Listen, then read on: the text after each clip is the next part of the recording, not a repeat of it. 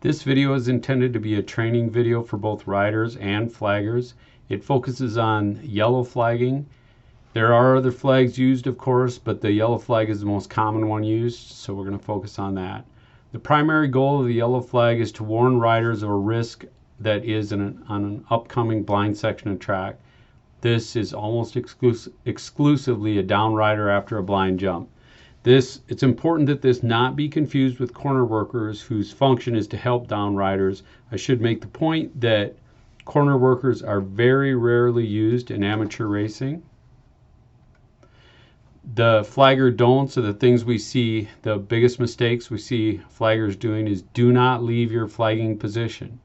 If you leave, there's no one flagging, and the common mistake is a rider goes down, so the flagger goes down to help them, and then now you're creating a situation where nobody's flagging in the intended purpose of warning the riders that are coming up to that point, and there's more to be hit, not just the rider, but now the flagger can also be hit. So do not leave your position. Again, flaggers are not corner workers and should not help riders pick up their bike.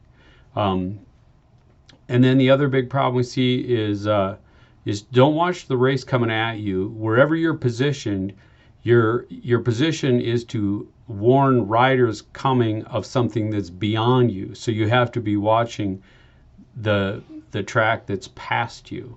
If you're not watching the riders back as they ride away, you're doing it wrong. And the positioning can be important.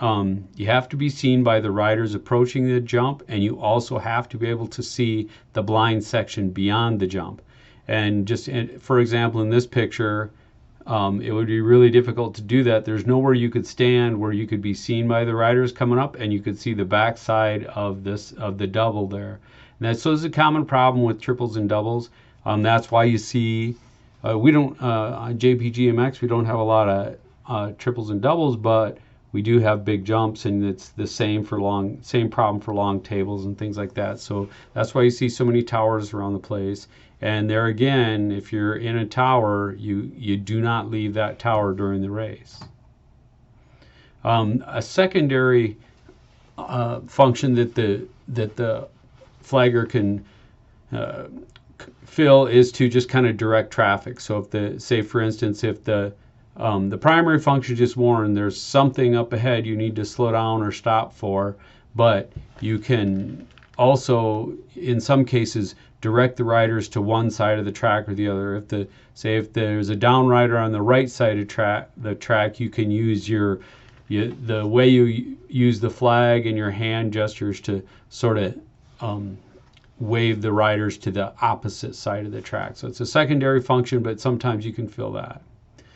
Final note, if you're interested in supporting this sport through rider safety, you may be a good flagger. So we're always looking for some more help. So stop and talk with us if you're interested.